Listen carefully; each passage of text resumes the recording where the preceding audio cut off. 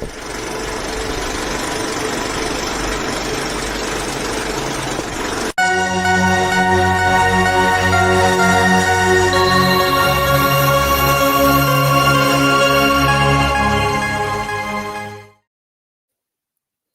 feel like that is very good floating down in a bubble music. It is very good floating down in a bubble. I wish you told me you guys were going to do that. That just came out of nowhere. I just don't know. I was just all inspired, As you can see, welcome to Assigned Seating, Uncensored Radio's unofficial cinema club. We've had a bit of a renovation in the theatre this week. I know. It's a lovely renovation. Well, everything looks good with green. We've got to have a verdigris on today. It's very special. Today we have, of course, Uncensored Horror's Katie McCarthy. She is with us. Hi, And everyone. the ever vivacious and very lovely Vera. Where are you going with that? So vivacious, she only needs name. Vera. Yeah, all right. So we thought we would join our forces and have a little conversation about a movie that's still dominating the box office, going strong, going hard, doing all the things. Today, obviously, we're live, and we are going to be talking about 2024's Wicked. So, just kidding. Let's talk about it. I was not a book. I didn't do the book back in the day. I did the book way back in the day. I saw the musical, obviously, in Australia when it premiered in Australia, and then obviously saw the movie. But you guys have been Wicked for a long time. I've been Wicked. I've been a Wicked fan for a very, very, very, very, very long time. I can remember singing those songs my senior year of high school and just wishing I was playing Alphabet on stage, because that's when I still wanted to pursue a musical career. I mean, those dreams were quickly dashed, but I'm closing in on 40 and still try to sing Defying Gravity, and I'll get on stage someday. You and everyone else. And we know Vera is a musical theatre fiend from way back. Well, Wizard of Oz, the original Wizard of Oz, been part of my life forever. we see him looking over you. So I read the Gregory Maguire book when it first came out. I actually read several books in that series. I can only think of Mirror, Mirror and Confessions of an Ugly Stepsister. But I loved all three of those books. And then when Wicked became a musical, my niece was a tween and she was very into it. So we made it part of our Aunt Vera Nancy thing, and we sang along, and we went to see it at several different productions in Syracuse, the national tour, and we saw it in Broadway. So I'm very familiar with the whole shebang.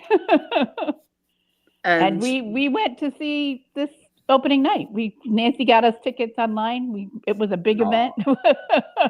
It was. I just remember. Well, we premiered here before it premiered in the US. Yes, it did. By quite a few, by a couple of weeks actually, which I'm surprised that it obviously didn't get released early here, but the premiere trail started here in Australia, which seems to be a thing lately with the big box office movies. They want to get here first, I guess. Maybe you Aussies are spending more money at the cinema and the rest of us are streaming. Well, I think it helps secure that worldwide box office nice and early, because usually we're at the end of a trail of stuff like that. Everything gets released in the US first, and then a couple of weeks later, I'm being generous, weeks, sometimes months, we get the movie that everyone else is talking about, and that's the way it's been forever. But lately, it seems that they want to chuck us some attention, because, especially, I think Wicked just is, as it says in the show description, is a pop culture phenomenon more than just a movie or a book or a musical. If you get the chance to see it on stage, you have to. Yeah, you definitely have to see it on stage. Yeah. It's definitely a moment. You're like, oh, okay, wow, what what happened? Okay. One of okay. those. We have those theater moments, and Vera and I had a theater moment recently, and it's nice when shows like that can make you go, Oh, I know, right? I think we're in a safe space here, so raise your hand if you cry every time you see Wicked, even theater, in the movies, whatever. yeah. Look, it's an emotional story. The timing of the release of the movie is very fortuitous with the storyline and what's going on in world events and that kind of stuff. It's all just very reflective of life and reality. And I think it definitely captures that outsider spirit that a lot of theatre kids have and can relate to. You're either an alpha or you're a good nut. There's no really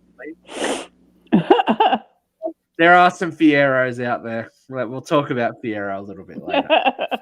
That I've met a few Fieros in my life, and so is Katie, by the sounds of it.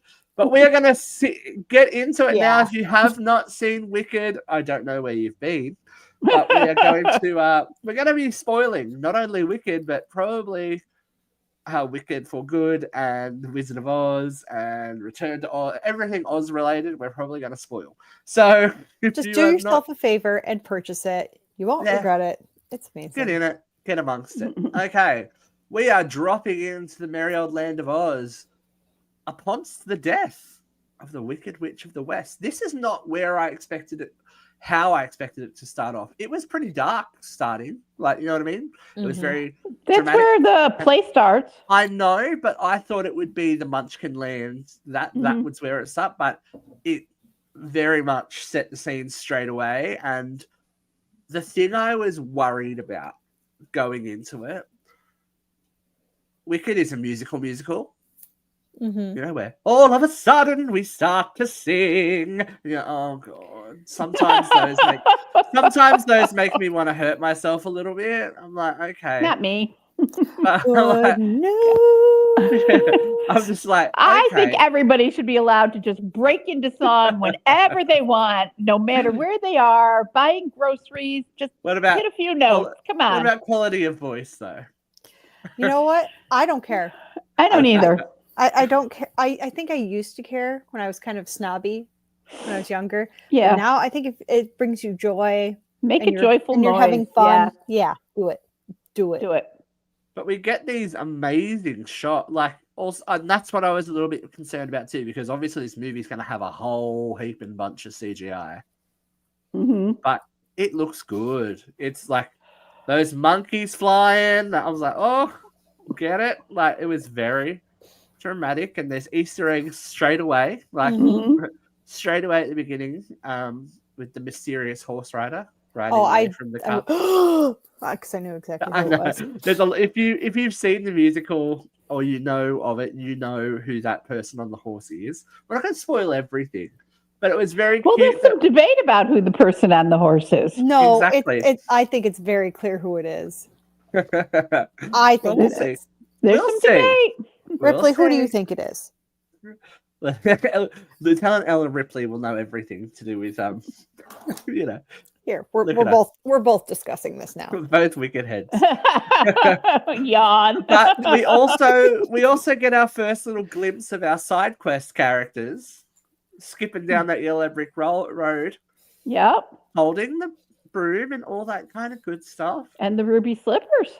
And yeah, look, it's definitely gonna drive heavy into the fandom, which I think is obviously intentional so that you can go back time and time again and hopefully find something new. If you're not, I can understand the need to see this movie more than once because it's a lot. It happens. You're like, oh, it's happening around me, and like music and color and lights and all the things. I've seen it twice, and I'm probably going to see it more. I may buy it. I already purchased it, and I watched it a lot. Katie's in. So we I have a problem. As we said, we arrive in Munchkin Land with Galinda the Good, or Glinda by this point. Glinda at that point. Glinda by this point, arriving to inform the Munchkins that the Wicked Witch is dead. And Munchkin Land, all right, this could be just me being a little bit picky about life, but it doesn't look the same as Originals. No, it doesn't. But I kind of liked that. But I have a theory there as well. Okay. We'll talk about that theory later. Because they're not going to let this cash cow die anytime soon. And we get Ariana Grande. Yeah. Now, full Glinda. Full Glinda. And I'm surprised at the reaction to Ariana, because when it was announced that she was cast, everyone was blowing up about it. I'm like, but these are obviously people who have only had a passing association with her and know her from her pop / R&B / whatever output that she's put forward, because she's a musical theatre kid, well and truly. Like, that's where she learned, that's where she started. So I had no doubt that she was going to be fantastic. She absolutely has the vocal chops. Oh yeah, she delivers. I thought the only other person I probably would have been happy with that role was Amanda Seyfried. Yeah, I don't know. I think she's too old at this point. I'm thinking that too. Maybe I don't think she's much older than Ariana Grande. I know, but Ariana just has that kind of. I do think Cynthia Erivo is older than. Oh, Cynthia Erivo is definitely older, but I think you can get away with it with Elphaba, right? Black don't crack. And we'll talk more about Cynthia in a minute, but listen, it's true. She's beautiful. All on Ariana at the moment. She's definitely given those high notes, living it up. And the Munchkins are dancing their little hearts out. And the hair flips, man. Oh, there goes my headphone. I love air. Don't you? Yeah, the choreography reminded me very much of Greatest Showman. It was very, very. I've heard that from other people. I didn't catch that. I didn't feel that, but choreography's not my jam. There's another. I know it is yours. It's my jam. Yeah, it's giving me strong, but I think modern interpretation of musical theatre as well. If you look at the stuff that's on Broadway now, Vera, we saw Sunset Boulevard as a reimagining, and Sunset Boulevard had elements of contemporary dance, hip hop, Broadway, ballet, and everyone. Everyone danced. That whole ensemble could all sing. They could all dance, and then Nicole Scherzinger just was like, you know what, bam. And she, for a woman that is a little bit older, you know, and someone that is very, I guess, pigeonholed, she served. When she danced with the company and they were all in the black slips, amazing. But if you look at Anne Juliet and stuff like that, there's this whole kind of cross-pollination of more modernized elements of dance and hip-hop and all that kind of stuff in a lot of musicals these days. So I kind of expected it, but it just, that Michael Gracie kind of, even though it was filmed, I was like, In the Heights. I mean, it's been coming for like 15 years or more. But you know what? I did not get the pleasure of seeing that in theater. I didn't really love the movie. Oh, really? At the beginning of that movie, that whole first segment, I was like, it took my breath away. I was like, oh, Jesus. I don't think I know what I was to go in expecting either. Right? I loved all the music in it, but I just didn't love the movie. But maybe it's worth another watch. Yeah, I think you should watch it again. I think you should watch it. That movie has some very... All right, twist my arm. Why don't you? Right, that movie has some very let's jab you right in the heart musical moments in there too. It's like, you will get emotional. Oh, for sure. I have an issue with Mr. Chu. I have some issues because this was a masterpiece. How could he do Gem and the Hologram so dirty? Yeah, look, it's not. Crazy Rich Asians, man. He'll always has Crazy Rich Asians. He will always have my respect. I love Crazy Rich Asians too, but listen, I grew up on Gem. I wanted to be Gem. We all know that Gem is excitement, glamour, and glitter, fashion, and fame, and she's truly outrageous. I don't know that he was allowed to make the movie he wanted to make. And more so, Yeah. And my final point with this, and then I'll leave it alone. We almost got Kesha as Pizzazz. Yes. Speaking of ladies in green, that would have been amazing. All right. Kesha would have been amazing. That's like perfect typecasting. But I we know, shall and I'm see, still because mad. after next year, his next project. You know what it is? What is it? It's the Britney biopic. Oh. Oh, so that'll be interesting. Very, very interesting to I'm see. putting how a that petition together to get a Misfits movie. goes. Anyway, we should probably get back into the movie we're talking about. Okay, fine. I You're so and I can't picky. I can't unhear it now because Wicked Talk took over, well and truly. When they bring out the giant effigy Wicker Man moment, Mhm. I said the same thing. right? And it sounds so much like Ariana sings "Fuck This Noise." Fuck. I didn't catch that. If you go back and listen to it, it sounds like she sings "Fuck It This lines Noise." up perfectly. Yeah. So we are getting, I guess, the PR side of Glinda, and she's well and truly in her role that she is in Wizard of Oz. She's the Good Witch. But she Signaling- does definitely start the questioning with that line in the song: "Is goodness born that? Are you born that way, or is it thrust upon you? Upon you. Wickedness." Yeah. And yeah, I like it. There's subtleties in her performance that when she sees how much hate and venom the people of Oz have for, you can tell that she's conflicted. She's got some good, like Ariana can act. Yeah. I'm just like, She yeah. has a funny bone on her. Like, her timing was so good. I Mhm. just was so shocked at how funny Yeah. she actually is. Obviously, if you've seen her on SNL and Scream Queens, she's definitely got comic. Oh, yeah. chops. Yeah. Yes, of course, but like I don't know. This was different. And it was, I got nothing but respect for that girl. yeah, I she love did a the great job. that she improvised that bubble pop. She's like, "I'm sorry." The second one that wasn't in the script. She improvised that one. Oh. She definitely she's just a little mini Kristen Chenoweth. She's just got that wit about her. I don't know. I feel like, and this is a little bit controversial, Ariana's portrayal is a little bit more three-dimensional. I don't know. I don't I'm know. I'm not gonna disagree with that. Really, But we do get don't more know. time. I We like do them get more both so time. much. You know what I I mean? mean, I love movie is Kristen different to us. Chenoweth. Yeah. I'm not taking anything away from her. No, me either. But I think Ariana, and granted, the theater experience is you see the whole picture. Yeah. In the movies, you can zoom in on someone's face and you can get the look in their eyes. So I And don't you get think to see it. You get to see it again. Like, right. Yeah. She got to chew a little more of the scenery, and She definitely did. she chewed it all up. But I think that given similar opportunities, Kristen Chenoweth may well have done the same thing. Definitely. Oh definitely. God, But better even. it's Yeah. just a pity that they had to wait so long that they couldn't play their parts. I'm sure that everyone you would have loved to have seen that.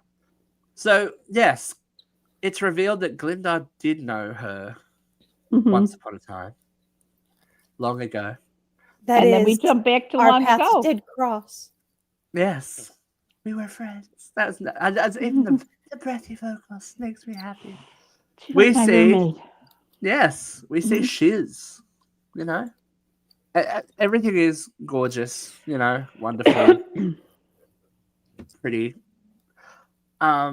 We are introduced to two of the worst characters in the world. Bring on that house is all I'm saying. I messaged my friends because one of my friends has been like, "Have you seen it? Have you seen it? Have you seen it? Have you seen it?" Like, no, and I messaged her. I forgot how much I hate Nessa. You didn't like Nessa Rose. I fucking hate Nessa Rose, and the dad is worse. I hate the dad. Oh yeah. I'm just like, if anyone had a backstory to become a mass killer or something, It's Elphaba. No, here's my. Well, I'll let you get to the scene and then I'll ask the question. No, we'll talk about it because we're going to flash back to the arrival of Elphaba Throp and the, I guess, controversy around her appearance. Well, I guess I can't ask my question because it would spoil it. So I'll ask it. You can, because we've already talked about it. We already said there's going to be spoilers, and this is a question that keeps popping up. So I think go for it. Okay, so the scene where we see Elphaba's mother canoodling. Yes. That young actor, I assume it was the young actor singing, remarkably close to Jeff Goldblum's voice. Oh, I'm going to bet it was Jeff. I you would think be it was surprised Jeff? if it was Jeff I believe Goldblum it's and Jeff. they maybe have I wasn't sure. Maybe a little auto-tune. He's a singer. He sings with a jazz combo. He's really, you could have Yeah. fooled me because I would have said he was one of the weaker singers. He is one of the weaker singers, but he's also 70. Okay, and he's he does a lot of jazz kind of. Okay. Yeah. But Well, when he appears later on in the movie, he is very much Jeff Goldblum, which we'll talk about as well. Yeah. But, I Jeff mean, Goldblum holds this up. I do think that it's him singing. I think there might have been a little auto-tune applied. You know? And I think he's taken some of his affectations out as well. Yeah. It's a very pure, it's a more musical theatre sound that he's singing in. It's very pure, very clear. I'll have to look that up. Yeah. So after a little canoodling with a mysterious man, I think, the green bottle gives it away. But anyway, I feel so sorry for Dulcie Bear too. Dulcie Bear, Dulcie Bear is such a sympathetic character. I know. I'm just like, don't be a bitch to Dulcie Bear. Like, come on. Oh, well. And we get the shoes, we get all the good stuff, all the little nods. We're like, cute, nice. But yeah, Nessa Rose, even the child version, I'm like, oh. I would take Dulcie Bear worst. over the father every day. Oh yeah, every day. Dulcie Bear's the bomb. Like, if but we already see these animals in servitude roles, and something that is going to be obviously a huge part of the second part of this movie or series of movies.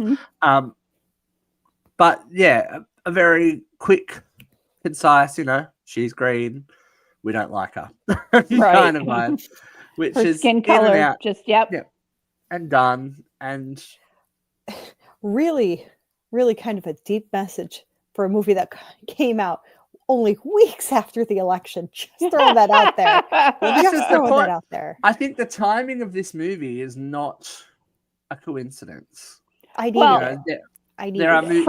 Baum didn't, and I could be misremembering this, but didn't Frank L. Baum write his original source material in the wake of the rise of fascism in Europe? I believe so. It was around that time, right? I'm not 100%, but I think it did. I think the original stuff was allegory and not what we saw in the Judy Garland film, but a lot more dark and a lot more political. Yeah. What do we think of Shears? Is it everything you wanted it to be? I would like to go back to school and go to Shiz. You want to go to Shiz? I don't want to go to Shiz. I want to go to Shiz. There's some little Easter eggs there for fans of the Ozverse with one of the teachers that is announced, but we do not see. Anyone familiar with Return to Oz? Anyone familiar with Return to Oz? Professor Mombi. Nope. Oh. So I have theories, but we'll continue. We don't see her. We don't see her. So there's a lot of characters we don't see yet. That's all I'm saying. And we get our introduction and the first manifestation of powers in adulthood. In adulthood. Right. And Cynthia Erivo, even from her first, I was like, yep, that's Elphaba. For the I'm sure millions of people that they considered an audition, I went, yeah, that's Elphaba. Why wouldn't that be Elphaba? No, That's straight right. I can't think of all the people that I saw that auditioned for it. I just can't see anyone else doing it. Yeah. Oh, I didn't hear anybody else but her. Renee Rapp, I believe, did. Lady Gaga, and Oh, they were auditioning for Elfie. Oh, I did not know I'm that. a little monster through and through, but Yeah, no, I don't think Gaga. She wasn't right needs for kind this. of movie. No, she doesn't need this kind of movie. No, she can go do something else. Yeah, she can go be a Gucci vampire for the rest of her life. She needs to just put out the new album already. We're waiting. We're waiting. I'm willing to have given her a shot, but I think Cynthia Erivo kicked it out of the park. Oh, 100%. Actually, that's gonna lead me to a conversation that we need to have, because there is one person in this movie that was badly cast. Oh, Madame Marble. I Love really her. like her. Like as an actress, I like Michelle Yeoh. Yes, I don't think Michelle Yeoh was right for the vocal part of this. Her voice was too breathy. I don't think she has one. I don't think she's not a singer. She's not a singer. She is a dramatic actress, and she is amazing at it. Mm-hmm. Oh yeah, this was not her role. Parts of it are amazing, and it got me thinking, who would I cast? And I came up with 4, maybe 5 people, depending on when this movie was made. Right off the top of my head, I can think of one. Okay, go. All right, go, Vera. Who's yours? Not Cloris Leachman. Shit. Oh, Cloris Leachman would have been Cloris Leachman. No, God stick damn with it. Stick with it. I'm so old. I love it. The original Sunset Strip or Sunset Boulevard. Glenn Close, yes. That's I didn't think about Glenn Close. Glenn Close. Or Meryl. Meryl would have done a good job too. Oh, vocals. We almost got Angela Bassett. Ooh. I've never heard Angela Bassett sing. She can. I think she can sing. I just don't know if it's not a big sing either, though. That's the problem. Glenn Close. Oh my God. Glenn Close would be great. Glenn Close. I know, right? Cloris Leachman would be fucking amazing. Cloris Leachman would have been amazing, but she's dead. Bring her back to life for this. I have some. Katie, do you have anyone? It just popped to me. Bette Midler. I don't think they would ever do that because it's too close to Hocus Pocus. Would have been great. Here's my 5. You gotta admit it. You got 5? I got 5 because I got 1. It. Stay with me here. We're here. Megan Mullally.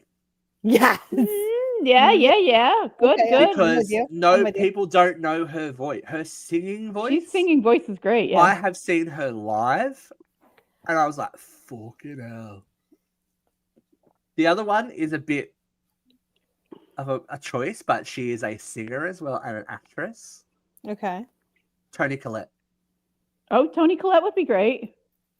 I don't think she'd be as good as Megan Mullally. Think about all the unhinged moments in certain movies that we've all seen her in. No. Have you not heard her? Have you not listened to her sing? I've heard her sing. I've heard her sing, but I'm still not with it. I'm still not with it. I'm on board with it. Yeah. Okay. The other 3 are a bit out there. Okay. I could see Lady Gaga as Madame Horrible. Oh yeah, I could too. That I could do. I could do that. The other 2 are really long shots because they're so old, but it would have been amazing if we made the movie earlier.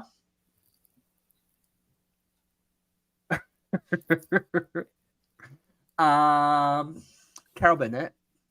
Yes. Oh, yeah. Yep. But she's way too old at this point. But that would have been my other one's even further. People would have lost their minds if Liza Minnelli was Madame Horrible. Yeah, I don't know that. You don't think? I don't think. You don't think? I like Liza as a showman, but I don't think she's got the depth. Stepping out, Vera. Who was? Steve, we went over a few of the actresses. Who were Cheryl? What's her name? Cher. Oh, Cheryl. I'm Madame Horrible. Oh, could you imagine? Patty LuPone. Oh, Patty. Patty LuPone. Patty would probably run a cunt and smash him in the head and be all over. Talk about controversy on set. Patty LuPone could have kicked that part's ass. She could have, but she would have told She would have been very disrespectful to other people. But there would have been chops. That's you know who I am. Not everybody can do everything. You just got to know your strengths. Madonna can't act. Go ahead and sing some more. Well, she doesn't really do that either. Ooh, imagine Madonna is I love Madame that. Horrible. I love that for her. I like when we get evil Michelle Yeoh. No, I was like, tick. You know what? And she gives me evil. I'm like, yes. I honestly think the part. This is so bad, and I don't want it to come off wrong. I think Michelle Yeoh could have stayed in the role if we had someone else singing for her. Yeah, that's okay. And she's not. She admits she's not a singer. Mm-hmm. So it's just with everyone else. I mean, the acting part, she kicks ass. Yes. Oh, yeah. And the elegance, my God, the costumes and the poise, just the way she walks and everything. Yes. Well, you know what? That was all there. It was the voice that was weak. Yeah, you know what? I'm actually okay with her. I just wish they would have had maybe given her a little more to work with, or had someone like even. But now that I've said it out loud, I can't but regret that we didn't get to see Glenn Close do it. Well, Rue McClanahan was Madame Horrible on Broadway. Oh yeah. Imagine that. Listen, Vera, you've put Cloris Leachman in my head. Now Cloris would have been amazing. I refuse to hear anything else, but she said, "I don't care." When we went to see Sunset Boulevard, I would have laid down my life before we walked into that theater that no one was going to measure up to Glenn Close. And then Nicole Scherzinger and then Nicole made me cry. And then she voted for Trump, and I cried again. I was gonna say I'm a little angry with it. Oh no, she seems to be that flavor seems to have worn off quite quickly. Well, she's doing good work. Yeah, she's doing good work. She's doing good work. You can't take that away from her. How do we feel about Bach? Nope. No, you don't like Ethan? I thought he was good. I thought he was good. Wait. I thought the character was a shithead. Bach can fuck off. Yeah, Bach's one of those characters, though. He deserves it. I want. They deserve each other. I don't like Ethan Slater, and it's not even the whole Ariana Grande thing. I just don't like him. Oh, I thought he was good. I think Bach is supposed to be heinous and by intention. Yeah, it even like I just like the person himself. I just don't like him. I don't like his voice. I don't like him. I feel like someone else could have done it better. I don't know who, but. Can we get to the first emotional part? Because this is the first part that I went, oh God. The Wizard and I. Beautiful. Oh, I love that song. I choked up. I caught my breath caught in my throat. Yep. Just when she comes out of the, and I'll stand there with the wizard. I was like, oh God, she's doing it. I'm a little verklempt. Talks amongst yourselves. Yeah, I was just, I did an audible gasp. I was like, it's like, oh my God. The acting through song and the voice like together. I'm just like, oh my God. Yeah, you're amazing. And that big sustained last note looking over the no man's land. It's just like, you are a queen. Like, there's no doubt there. No. It feels like, if you had any doubt as to she said watch this and did that. She's like, oh, by the way, I'm gonna sing. I don't even think she needs to say watch this. She just needs to open her mouth. Yeah. She wrecked me with I'm Not That Girl. Yeah. Oh my God. I was like weeping. My face was wet. We will get there. But I love they get the odd couple thing going straight away. But I think, as I said to you guys earlier, I think the portrayal is a little bit more dimensional than the musical theatre, because musical theatre, they butt heads straight up. Like it's you can see that Elphaba is the innocent one. But I think there's a lot more to Glinda in the movie. She's given a little bit more breath to go, all right, she's of this class of people, but she has other feelings and all that kind. I don't know. It gave me a little bit more for their relationship. Like I said, though, I feel like you're always going to get a little bit more because in Yeah, of theater course, you have a because- singular vision. You Yes. see the stage. What is And you this feeling see- with? But Yeah, but in the movie you see what the director wants you to see. I think that is the difference between the two. Yeah, And totally. you are always going to get more emotion and more visible depth when you're able to do those kind of close-ups and see, because having been on stage with some amazing actresses, the audience is not seeing what you're seeing when you're looking in their face and you're watching them transform. The work that you've done prior to that, it's a very it's a very different medium. I guess theater's a little bit more greedy because it's for the actors. yeah. That backstory is for the actors, right? To portray what the reality of what they need to portray on the stage. Whereas movies, you can indulge the audience a bit more and bring them in. Be part of the process. Right. I really enjoyed What Is This Feeling with those two. It was good, wasn't it? It was Yes. just like they both just got so into it, and just that little pause before blonde. and she said it so much different than they say it on stage. On stage, it's always blonde. Yeah, Just the little moment was just blonde. It had so much more nuance. But we get to see that too. We get to see their relationship isn't just antagonistic, that it's dance for for want of a better word. And of course we meet Dr. Dillerman. Yep. Linda. Linda. I don't understand. Why is it hard? Why is it hard? How is it? Yeah. Can we talk about some of these background characters though? They are supporting their Owen Yang. Yes. I would cast him in everything. Those two were amazing as Glinda's offsiders, and just even some of the dancers are giving it their all. They're like, I will catch your eye. It's like I'm gonna make it happen. Owen was great. Just as the lackeys. I need to lay down. I need a pastry. I need a pastry. Lifting her as a dead body when she faints. Yeah, and I need to lay down. Stiff as a board, and they're just carrying. Yeah, just carrying her. It's just like typical mean girl shit. But I feel like, again, we get to see Elfie become more confident as she becomes part of the school and she's away from her family. Like, we're starting to see her a bit more, which is important because she is our protagonist. That's the whole point of Wicked, is that we are hearing the other side of the story. And the kind of darkening, I guess, of the whole thing starts here.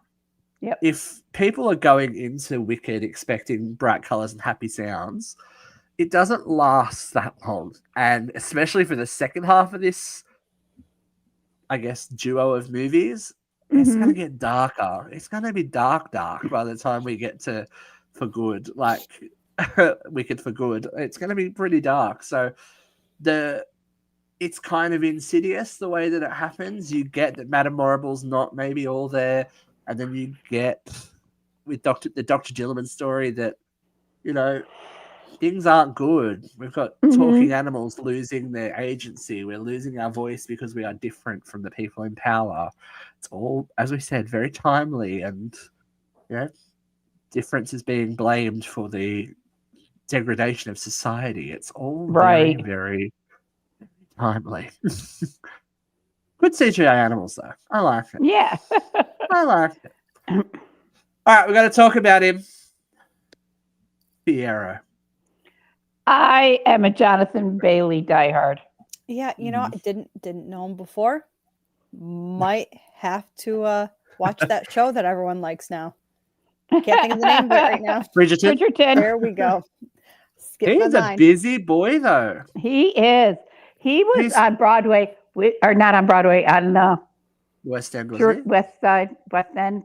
Yeah, he was in the West End. Patti LuPone and the Sondheim Company? Ladies Who Lunch Company. No? Yes. Yeah, Company. Yep. Yep. And so wasn't he doing that, filming Bridgerton and Wicked all at the same time? Yes. Busy boy. Yeah. And now he's jumped from filming the 2 Wicked movies into the next Jurassic Park sequel. So he's not going anywhere. And he did Fellow Travelers on Showtime. He did a cameo in Heartstopper, and he's just everywhere. He's a busy boy, but can we just state the obvious here? Talented. Can we state the obvious here? Go for it. He's pretty. He's really pretty. He gives me. He's really pretty. You can both back me up on this because it's the worlds that we have lived in. He gives me big lead singer / leading man drama student, bisexual kind of everyone wants me vibe. He's got it. I've dated a few of those. He's and he does it on purpose, you know. He delivers. He's delivering it. He's like, everybody does want dancing me. Through life is amazing. Yeah. Like, again, those backup dancers are giving it. They're like I really like the fact that in a movie that I think the general public thinks is aimed at children. Let's not beat around the bush. They think, I don't know. I think a lot of the general public are like, oh, Wizard of Oz, okay, children's movie. It's family friendly for sure, but I mean, not the book, but Fiyero is equal opportunities. I think Fiyero would take anyone anywhere at any time. I agree. And I like seeing that. On he very specifically reminds me of someone I knew. Bisexual energy. Yeah, he reminds me very much of somebody I knew when I was a drama student. I'm like, oh, okay. And I was like, oh my gosh, okay. Flashing back a little bit. Just an insatiable sexual appetite. Our little Fiyero. Yes, our little Fiyero. Just magnetic too. Yes. Everything is natural. Amazing dancer. Yes. Mm-hmm. Amazing dancer, amazing vocals. Like, I don't think they could have cast him any better. No. Although I would have really enjoyed seeing Adam Lambert in that role on stage. Would have really liked that. I am an Adam. He did the tour. He did the national tour. Adam Lambert. I didn't get to see him. I would have liked to. You can pull it up on YouTube. I'll have there you go. I do like Adam Lambert. I want to get to New York before he stops being in cabaret. I want to. We'll talk. We'll talk because I want to go too. I'm really hoping that Nicole Scherzinger still Sunset Boulevard when I come back. I didn't hear you. Yeah, I really want Nicole Scherzinger to be in Sunset Boulevard when I come back because I would do it again. I would do it again. I admit it. I would do it again. That cast was amazing. But anyway, here is I guess the big distabler. He does his job. He comes in and shakes up the shiz. Really. Yeah. And lets everyone indulge in their naughty side a little bit more, which I think is good and sexy and cute and fun. Like, he's nice to Bok, which I like that he's nice to Bok, even though I'm after not a Bok all, fan. dust is what we come to. Yeah, right. Yeah. Nessa Rose and Bok. They deserve each other. They deserve each other. Yep. Bok. I've never heard a more accurate Bok. Yeah, vocalization of someone's name. Bok. But even during that dance, and that dance was amazing. Yeah. There was a moment where Jonathan Bailey just strokes his hand across Bach's shoulder, and Bach. Yeah.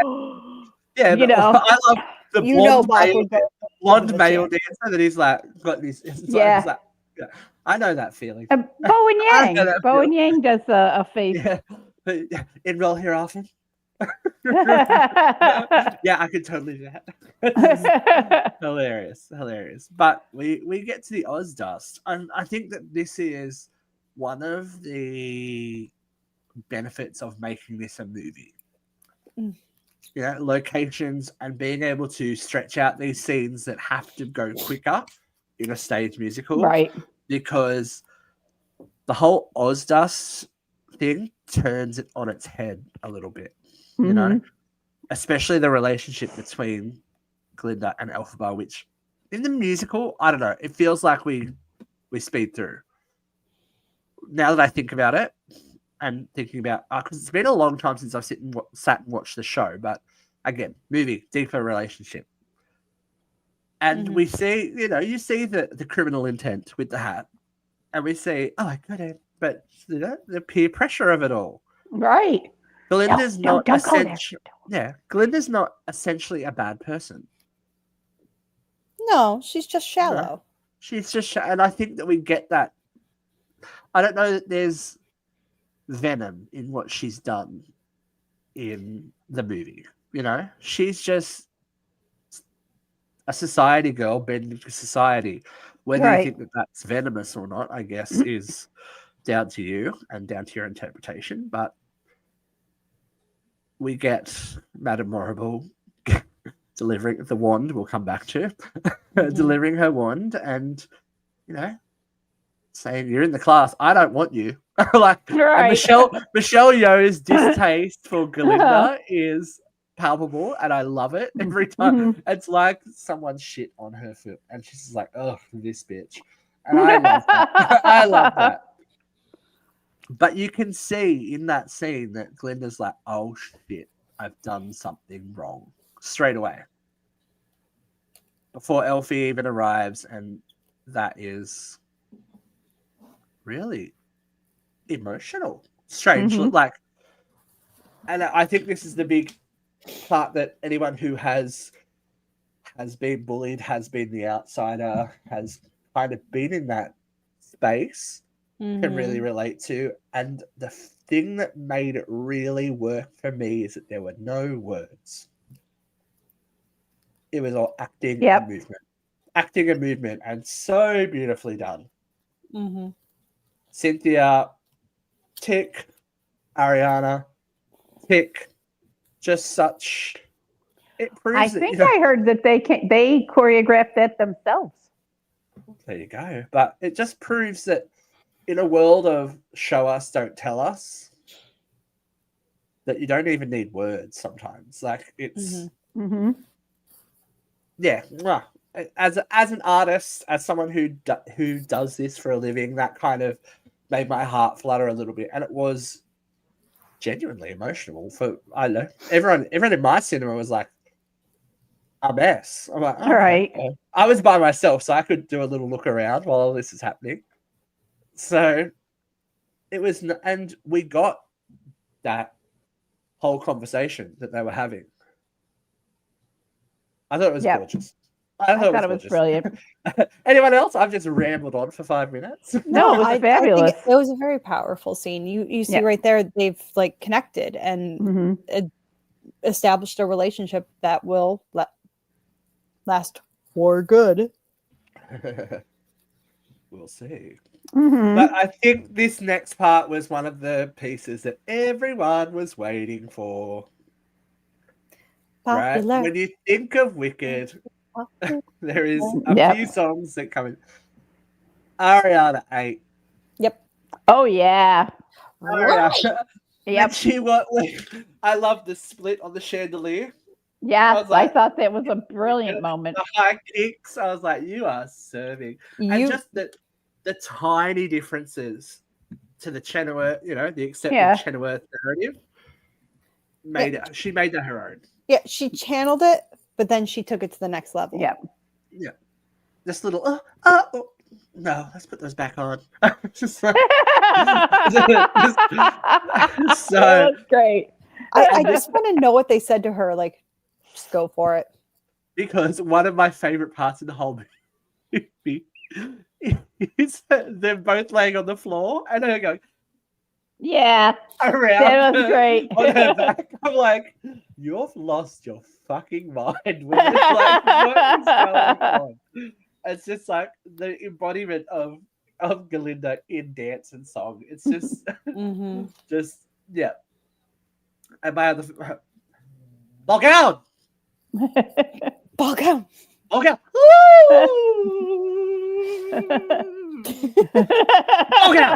It's like that's what I'm going to do every time I go to get dressed from now on. Ball gown. I gotta wonder how many like takes that took because she's probably laughing. the bloopers would be amazing. I think that there's definitely got to be some bloopers out there because I can't imagine that someone's going to get poked with that wand for sure. Or she threw it or something. Just Throw the throat. It's awesome. It's lovely. Sorry. Throw the throat. It's lovely. Like, yes.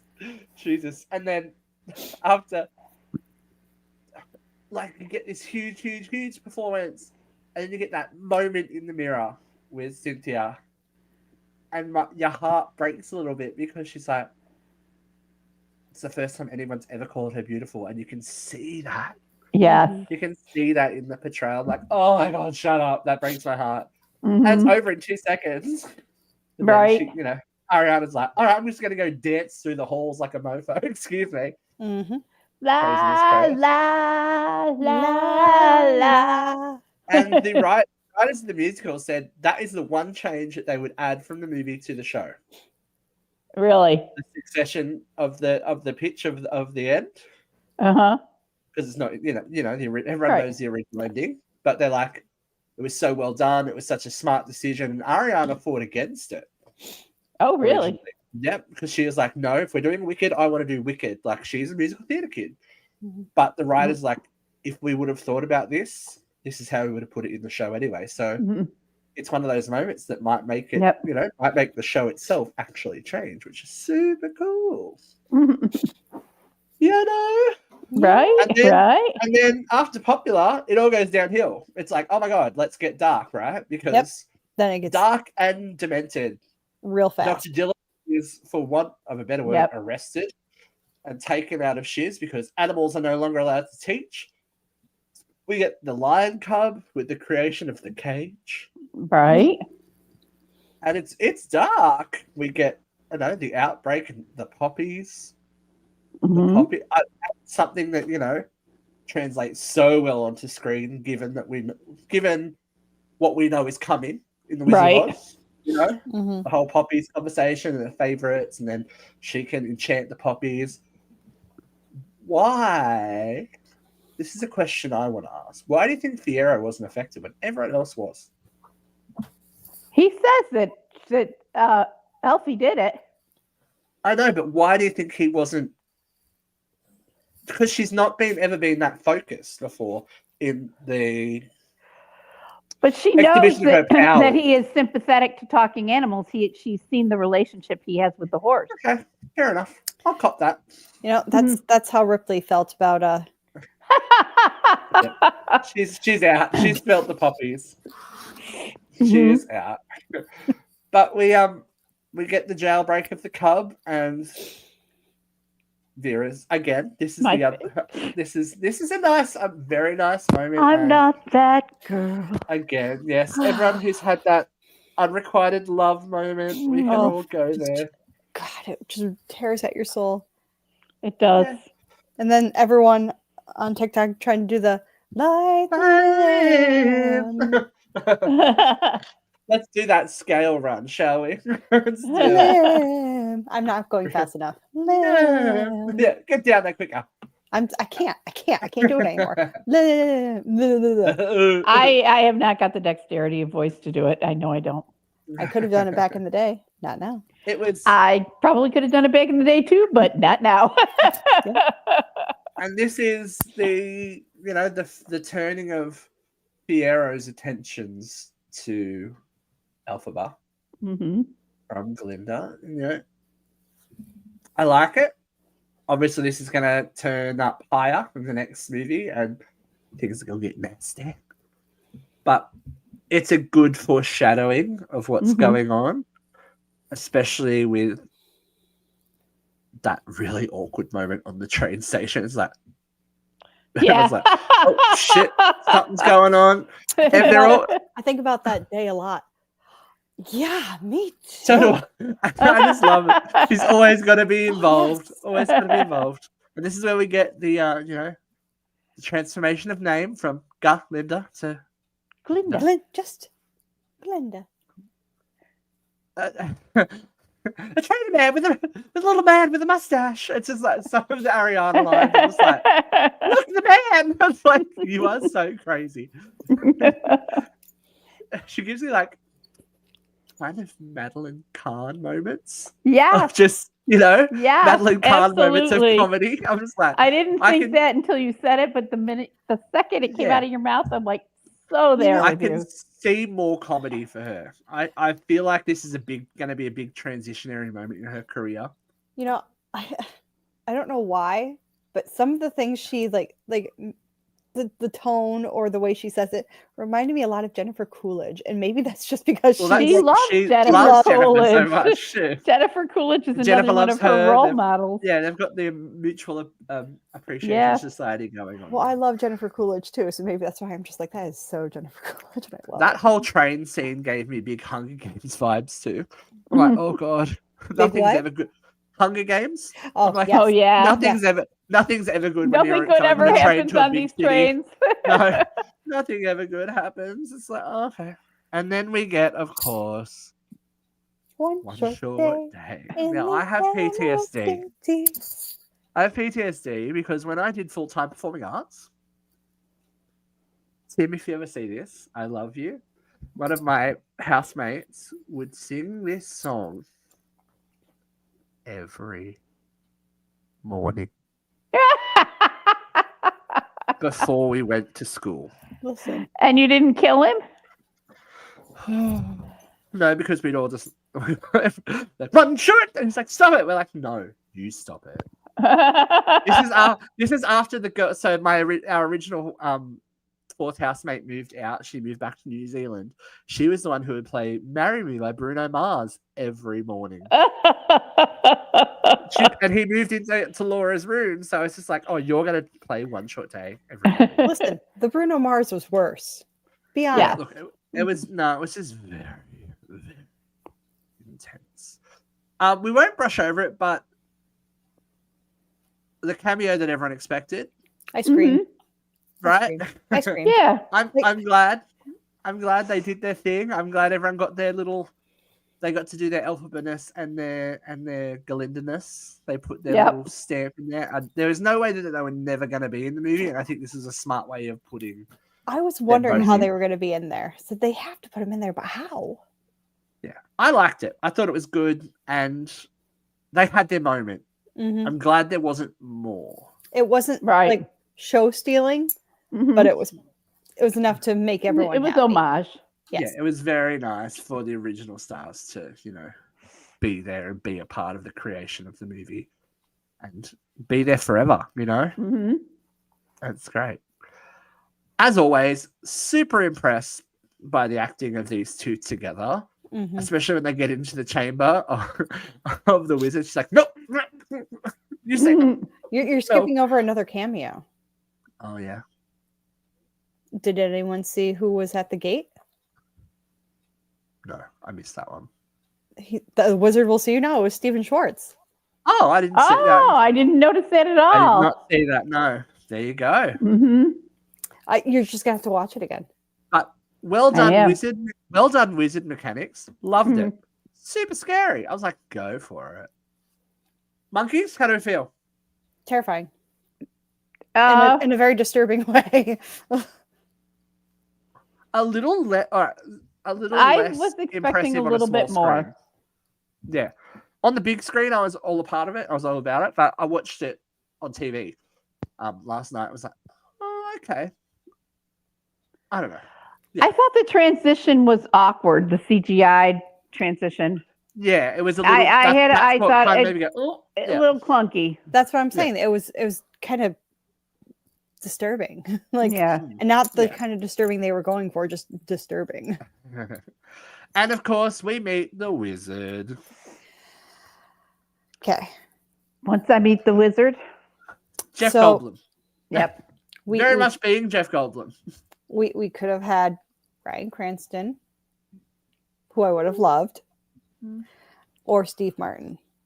No. I think Steve Martin would have been completely wrong for it, but Bryan Cranston. Yep. Do you know what I appreciate about Jeff Goldblum? And what? I'm not necessarily the biggest Jeff Goldblum fan. He gives us Jeff Goldblum, but there's something underneath it. I don't know whether it's just because I know the show. That there's a layer there that has that Madame Morrible kind of deceptive, I sly. Yeah. I didn't hate him there. by any means. I thought he was great in the role. I thought he did a very good job. And I think he's going to be a very good villain moving forward. Has he ever played a villain before? I don't know. Kinda, and the Big Chill, he was the asshole. He plays Well, an there you go. asshole real well, but that doesn't mean he's a villain. Right. We all know he does a good asshole. Oh, well, that sounds so wrong. I'm sure he does. Oh, well done. But Madame Maribel and the wizard, after promising Elphaba the world, get her to read the Grimoire. Mm-hmm. Intense scene, actually. Very intense scene. Very intense scene. I very loved the Grimoire, how it folded. Unfolded and came to life. Yeah. And spell, like it I fell loved away the and the Grimoire. wings came through. It was like, That okay. scene has got me so excited for No Good Deeds now. Yeah. Yeah. It sets a really nice tonal moment, I think. Yeah. For the power of the Grimoire, the power of Elphaba, and the power of them combined as to what it can do in what starts out to be the wrong hands. You know what I mean? If she was corrupted either way. Yeah. I don't know. It's just nice. And the whole I like how quickly it turns too with the spies thing, and then she's like, she's not an idiot, which I appreciate. I feel like in the musical, again, and maybe it's because we've had more time to be with Elphaba and see the journey. All of this happens really quickly in the first half of the musical, which is, I guess, the benefit of splitting the show into 2 movies. Right. We get to see her go, all of this has been a lie. Like, you see that happen quicker. Does that make sense? Yeah. Yeah. I don't know. I just feel like in the musical, we're hitting notes and going, okay, because we know that she has to be wicked at some point, or considered wicked. The seduction, I guess you would call it, because it kind of is. It's grooming, because she's meant to be a child. She's someone in their care. You see that you see that happen, and you see that revelation of going, oh my god, I've been used. And she's also been so grievously disappointed. You know, from the time she was a little girl, the wizard is going to make my whole life change. When I meet the wizard, you know, and the wizard is just another tormentor, you know. Question to you two. Did anyone say to you, this could have been one movie? No. I don't see how it could have been. I personally think it was the right call, because knowing how long the stage show is and seeing all they put into this, I said there was no way. Right. But I had a few people who saw it, said they didn't love it. It probably could have been one movie. There's no way. They would have had to cut They would have had to. much. They would have to cut out all the supporting characters. Everything would have had to been cut, pretty much. Like it would have been there would have been no Bok, no Nessa Rose, like none of that. It just would have been song. Yeah. And maybe that's what some people want, but given where the next part of, the final part of this movie sits, it makes sense, because even when you go and see the theater show, to have Defying Gravity, hear the song before interval, you go, what the fuck? That was my reaction. I was like, what? That, like, I thought that was the end of the musical when I went to see it originally. I went, oh no, shit, that's first half. Yeah. Like, that it's such an epic moment in not only the musical score and everything, but just the story progression. It's this huge exclamation point, and this whole action scene was really good too. It gave the movie that lift it needed. It was because this is like 2 hours and 40 minutes in. Like, right. I didn't ever feel this time. No, I didn't either. No. Unlike Nosferatu. Don't say that. I haven't seen it. I will never see it. Oh, I'm going to see it, so just stop. No. Oh my God. I will not hear the slander. I will not hear this Robert Eggers slander. I didn't want to hear it either, but I lived through it. Okay. We'll talk about that, I'm sure, one day. Well, let's get back to Defying Gravity. So we will. Like, it's such a moment. And totally like it's the let her go, and I'm the one you're looking for, and like you're already choked up and emotional, and then she's just it's a me, and I'm just sobbing at that point. Just second verse always makes me go. Too long I've been afraid of losing love. I guess I'd lost. It always makes me go. Oh no, I was my eyes were watering and I'm all choked up, and then she hit that note. I'm like, nope, it's all done. Oh no, I was done. Mess. I was already done. I was wet. There was this poor woman. There was this poor woman in the theater that couldn't. She was like, I'm like sucking in. I was like, you poor darling. I'm like, but you hold know it together. But you know it's so great. The lights go up and everyone is just wiping their face. Yep. Yeah, there's a whole bunch of this.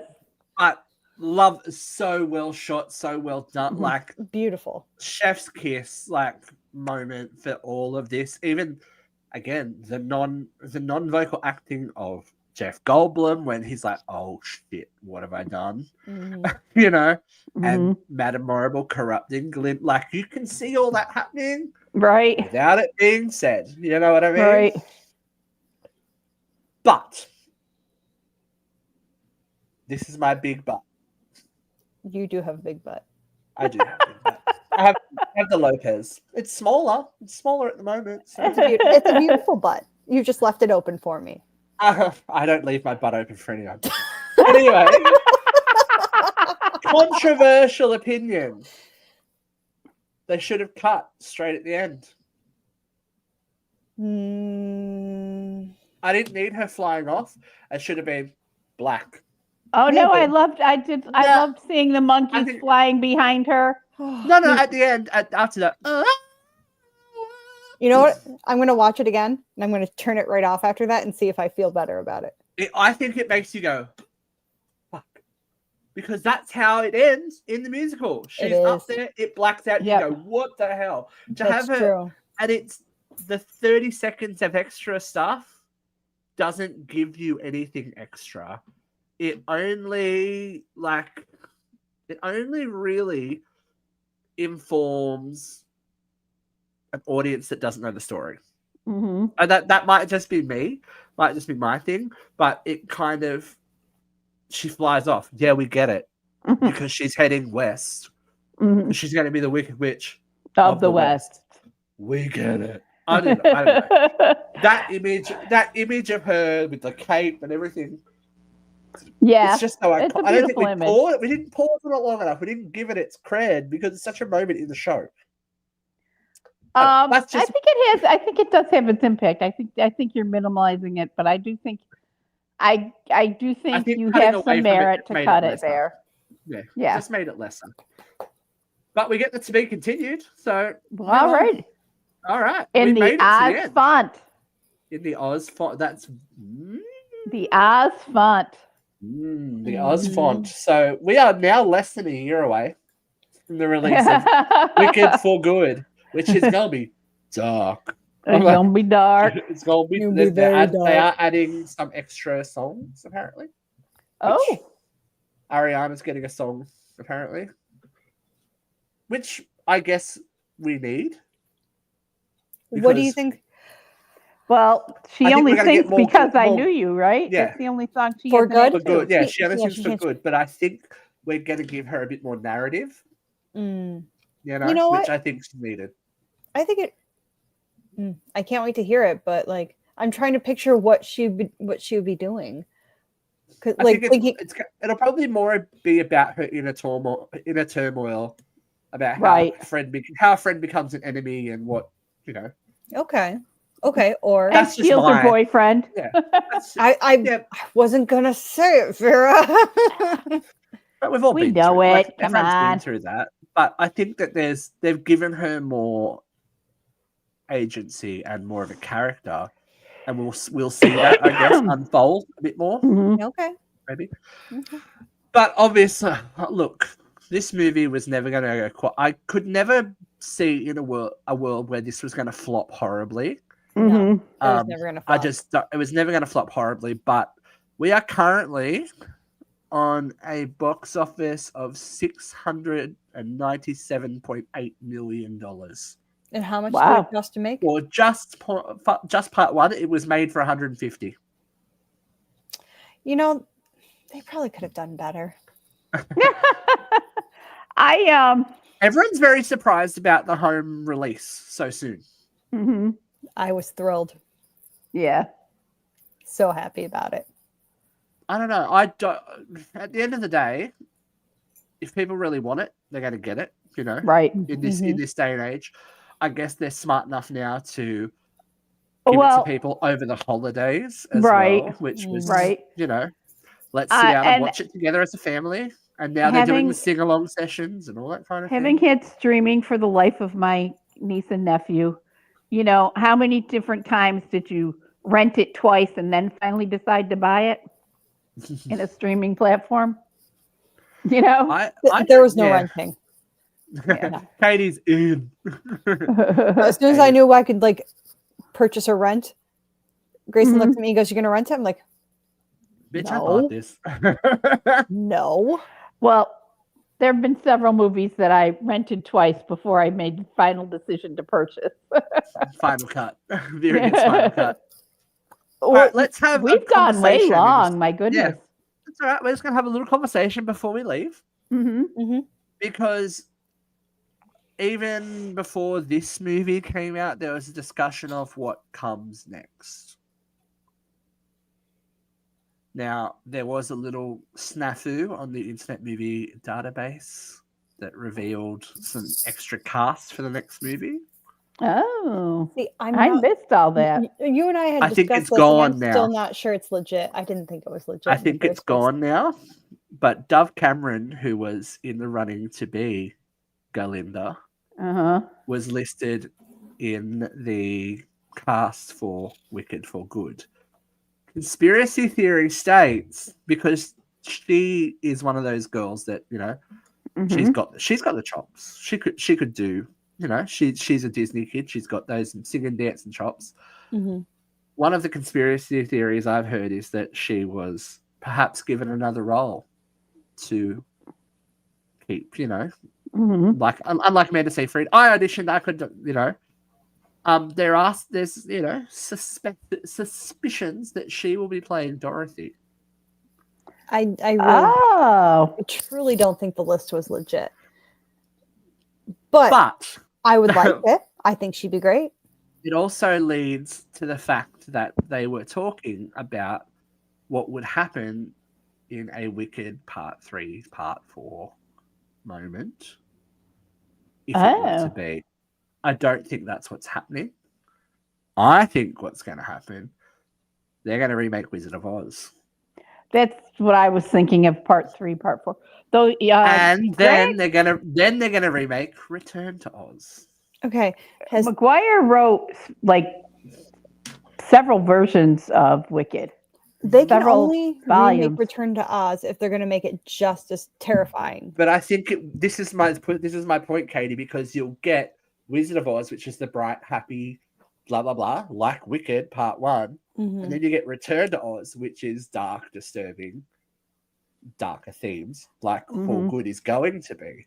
So I think that because they don't need all this cast, right? They need Cynthia and Ariana for bit parts in Wizard of Oz, and then they need the lesser build cast, Fiyero, Bok, you know, right? For Return to Oz. So I don't know. That's just my conspiracy theory. They're obviously not going to let it go, so we'll see. We'll see. I don't think you're wrong, but But what will happen is they'll have to add songs to Return for Oz. Yeah, still have PTSD from. We all have. Everyone who grew up in the 80s has PTSD from Return to Oz. Yes, we understand. It's all good. So, my lovely friends. Yes, dear. What are we giving it? What's our ratings? Oh, 5 brooms. 5 out of 5. 5 out of 5. 5 brooms. 5 out of 5. 5 wands. What do you want?